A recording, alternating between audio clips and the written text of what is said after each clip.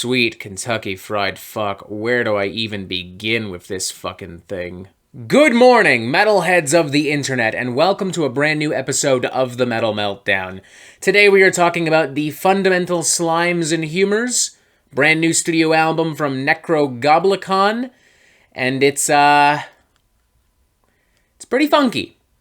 That much is not up for debate as far as I'm concerned. It's very funky, very weird, over the top, and in my opinion, just not very good. I came to know Nekrogoblikon roughly 9-10 years ago. I can't remember, the exact date I was introduced to them, but I know I was either in my last year of high school or my first year of college. And I also know I smoked a lot of fucking weed, and I was pretty immature, which is probably why I found myself enjoying Nekrogoblikon at the time. I remember going to my buddy Austin's house, hanging out in his basement, listening to records like Goblin Island and Stench, and jamming death metal and thrash and grind, getting really fucking high, playing Left 4 Dead and Resident Evil, watching stupid fucking anime and weird YouTube poop videos.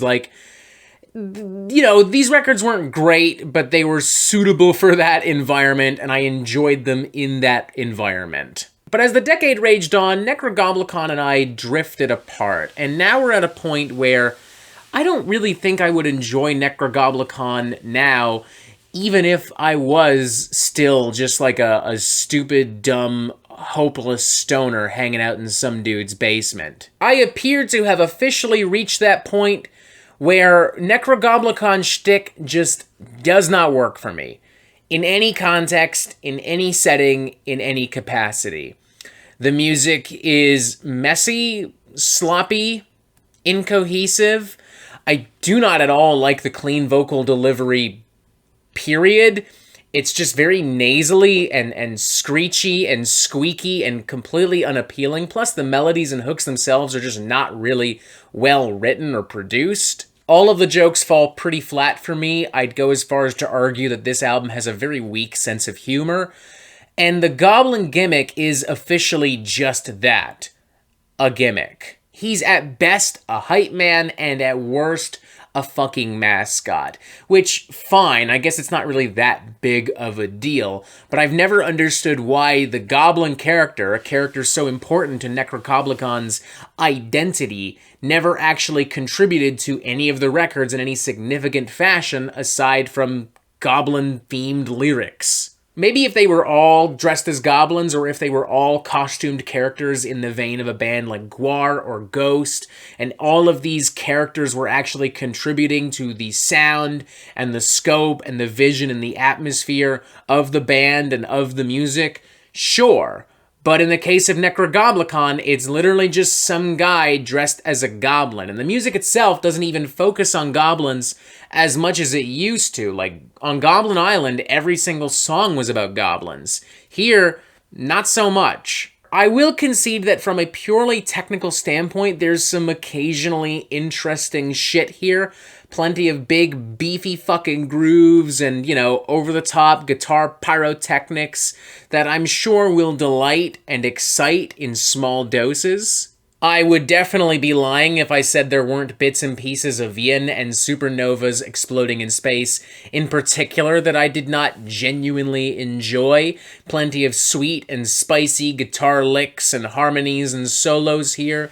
The grandiose size and scale of supernovas in particular, combined with the zany sound effects and the weird vocal antics, it almost brings to mind a Diablo Swing orchestra song, or at least that's kind of weirdness and insanity channeled through Nekrogoblikon. But I really just can't vibe with the rest of this album. It's ugly, it's unappealing, and just not good. Just not good at all. Opening track right now is, in its best moments, boring and stupid, and in its worst moments, irritating and stupid.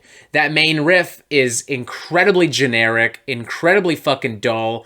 The way that some of these lyrics are being delivered has kind of a rap metal energy to it that I'm not really digging. That chorus is ugly as fuck. The post-chorus breakdown in particular was so bad I was genuinely cringing. There's a lot of screeched vocals over top of this really fucking basic bitch metalcore riff and some really annoying, ugly synthesizer shit.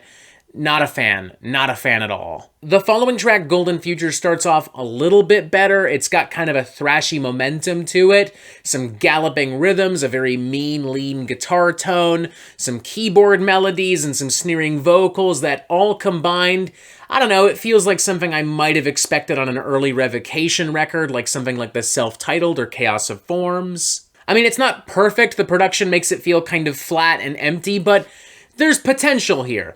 Potential that is immediately fucking demolished by that awful, awful fucking chorus. I'm sorry, folks, but these clean vocals don't do a fucking thing for me. It sounds like Dave Mustaine simultaneously inhaling helium and being on the verge of a massive orgasm. Well, everything is good.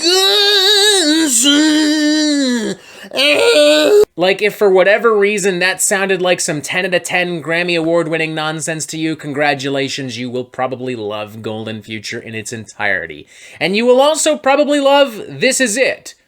Me not so much.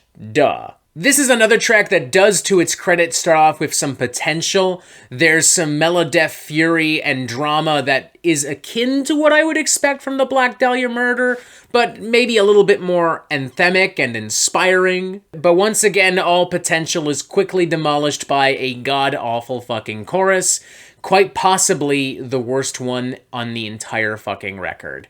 If this chorus were a living human being, I would not hesitate at all to beat it to death with a stick. And don't y'all fucking test me on this or say, you're exaggerating, Robert, you're just being a little silly Billy. Nah, I would go fucking ham on this shit. I would treat this fucking chorus, if it were a living human being, the way the Joker treated Jason Todd. End of fucking discussion. Bones is another track on this record that attempts to be this kind of giant pop metal anthem for Nekrogoblikon, but it just fails miserably. I can't even pinpoint little bits and pieces that I enjoyed. I just found this track to be totally obnoxious and overblown, generic, ugly pop metal monstrosity.